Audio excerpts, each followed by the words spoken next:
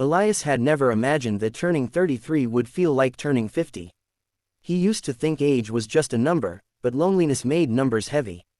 Every birthday felt like a quiet, aching reminder of what he didn't have: a partner, a family, someone to text, "I'm home," to, or someone who'd notice if he wasn't.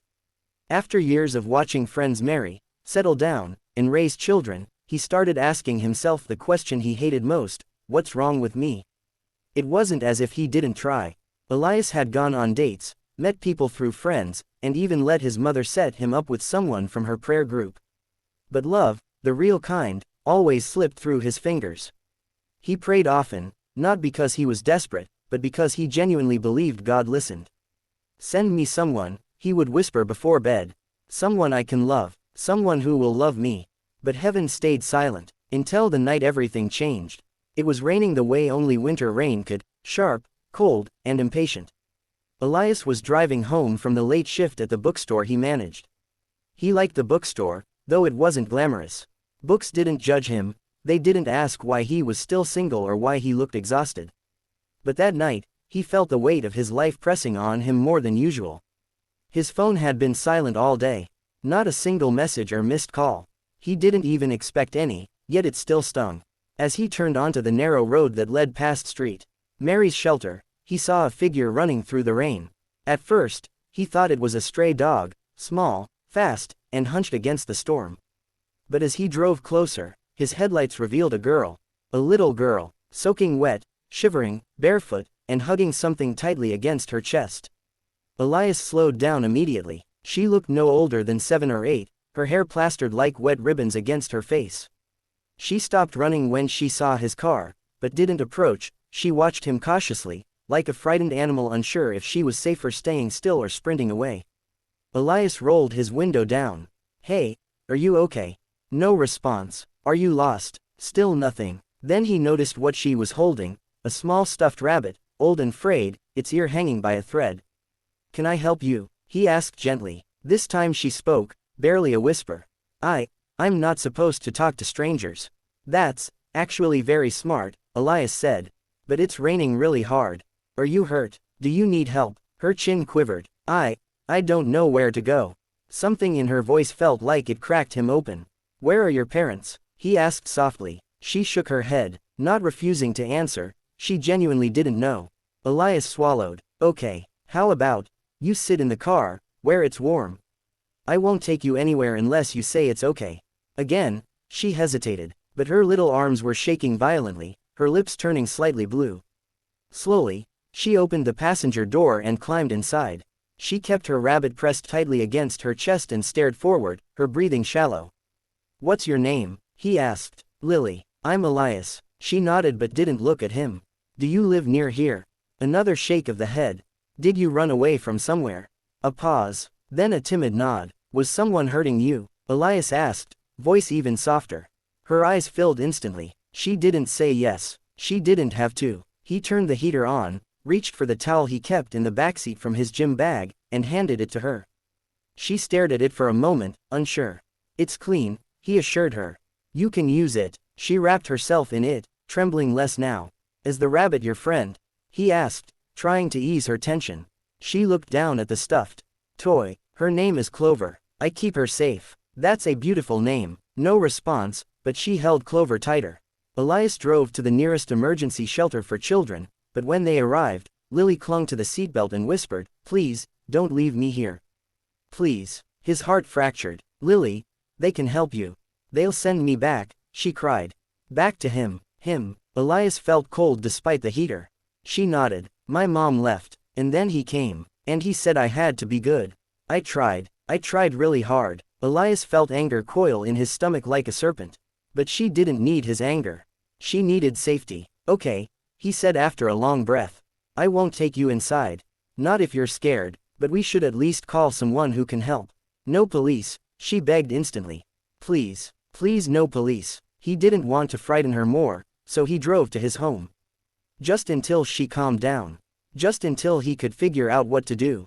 When they arrived, Lily stepped inside and froze, as if she were scared of taking up space. The house wasn't big, just a small rental with 2 bedrooms and a living room filled with mismatched furniture. But to Lily, it might as well have been a palace. You can sit wherever you like, he said. She chose the floor. Do you want something warm to drink? Hot chocolate, tea, hot chocolate, she whispered. He made it quickly, placing the mug in front of her. She wrapped her hands around it like it was the first warmth she'd ever known. He sat across from her. Lily, do you want to tell me what happened? Her lips trembled. He yelled a lot. Sometimes he hit things. Not me, but close. And when I cried, he said crying makes bad things happen. I tried not to cry. I tried not to make anything bad happen. Elias's chest tightened painfully. No child should ever say words like that. Do you trust me, Lily? She stared at him for a long time before nodding slowly. You stopped when you saw me. No one ever stops. Those 6 words clung to his soul. He let her sleep in the guest bedroom that night, turning on the small lamp so she wouldn't be scared. She fell asleep gripping Clover like a lifeline. Elias sat on the edge of the bed for a moment, watching her breathing. She looked so small, so breakable, so alone. He whispered the same prayer he had whispered so many nights before. God, send me someone to love. But now, looking at her, he realized something unsettling and beautiful all at once. Maybe God hadn't sent him a partner. Maybe God had sent him a child. The next morning, he reached out to a social worker he trusted, someone who genuinely cared. Her name was Maria, and she had known Elias since high school. When she arrived, Lily panicked, hiding behind him, shaking uncontrollably. It's okay, Elias whispered, kneeling beside her. She's my friend. She wants to keep you safe. Maria knelt too. Hi Lily, I'm here to help Elias take care of you. Not take you away. It took an hour for Lily to speak to her. Another 2 hours for her to tell Maria the truth. By the end of the day, Maria assured them that Lily wouldn't be sent back to the man she feared. But then came the question neither Elias nor Lily expected. Lily, is it okay if you stay with Elias, for a little while? Just until we make everything official. Lily didn't look at Maria. She looked at Elias, and whispered one word, please. That was the beginning. The days that followed were slow, fragile, and filled with more healing than Elias ever expected. Lily arrived in his life like a quiet storm, breaking things inside him he didn't know were breakable. He found himself doing things he never imagined, learning how to braid hair through YouTube tutorials, reading bedtime stories about talking animals, packing lunchboxes with handwritten notes, and buying pink bunny slippers because her feet were always cold. She began laughing again, quietly at first, then freely. His home no longer felt painfully empty. His life no longer felt like a waiting room. But loving a hurt child wasn't simple. Lily woke up from nightmares, screaming. She flinched at loud noises. She apologized for everything, even when she did nothing wrong. Once, she accidentally spilled juice on the table and immediately curled into a ball on the floor, whispering, I'm sorry, I'll be good. Elias dropped to his knees instantly. Lily, sweetheart, you didn't do anything wrong. I made a mess. Everyone makes messes. He said messes mean you don't care. That's not true, Elias said, gently lifting her chin. You could spill juice a million times and I would still care about you. Her eyes trembled. Really, really. She threw her arms around him and cried into his shoulder. He held her until the shaking stopped. Maria visited often, and each time, she saw the bond strengthening in ways neither of them had expected. You know, she said once, quietly, if you ever wanted to adopt her. Elias froze. He hadn't allowed himself to think it, not seriously. It felt too big, too impossible, too much like hope. But I'm single, he whispered. They don't usually approve single fathers. Actually, Maria said with a knowing smile, it happens more often than you think. What matters most is stability, kindness, safety, love. He had prayed for love. And now love was curled on his couch wearing bunny slippers, drawing him pictures of rainbows with 2 stick figures holding hands. Lily was the one who brought it up first. Elias, yes, she fidgeted with Clover's loose ear. If I stay, like forever, would that be okay? He swallowed hard. You want to stay forever? She nodded. With you, I don't feel scared. His throat tightened. I would be honored to have you forever. She climbed onto his lap, small arms wrapping around his neck, and whispered, then I pick you. The adoption process wasn't easy.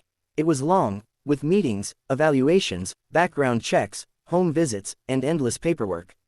Elias did everything, every form, every interview, every inspection. Lily held his hand through most of it. When someone asked her why she wanted Elias to be her father, she answered simply, because he stopped. 3 months later, in a small courtroom with gray carpets and flickering lights, a judge with kind eyes made it official. Elias Carter, the judge said, you are now the legal father of Lily Rose Carter. Lily gasped, covering her mouth, and then burst into tears. Elias lifted her into his arms, crying too. You're my dad, she whispered into his shoulder. And you're my daughter, he whispered back. They walked out of the courthouse hand in hand. The sky that day was bright, too bright for winter. As if the world itself was celebrating. Their life wasn't perfect after that, but it was real, it was full, it was theirs. Elias taught Lily how to ride a bike. Lily taught Elias how to make pancakes shaped like hearts. He hung her drawings on the fridge. She planned daddy-daughter Saturdays. She still had nightmares sometimes, but she no longer faced them alone. He sat with her, held her, whispered, you're safe. I'm here. One night, years later, when Lily was 12, they sat on the porch watching the sunset. She rested her head on his shoulder. Dad, she asked, do you think God gives people what they need? I think so, he replied. What did you ask God for, before you found me? He smiled softly. Love. I asked for love, and then you got me. Yes, he whispered. God gave me someone who needed my love the most. Lily lifted her head and looked at him with eyes full of warmth. Eyes that once held only fear. But I needed you too, she said. He kissed her forehead. I think we needed each other. And for the first time in a long time, Elias realized his prayer had been answered, not with the love he expected, but with the love he was meant for. A love that saved them both. A love that was heaven sent. A love that finally made him whole.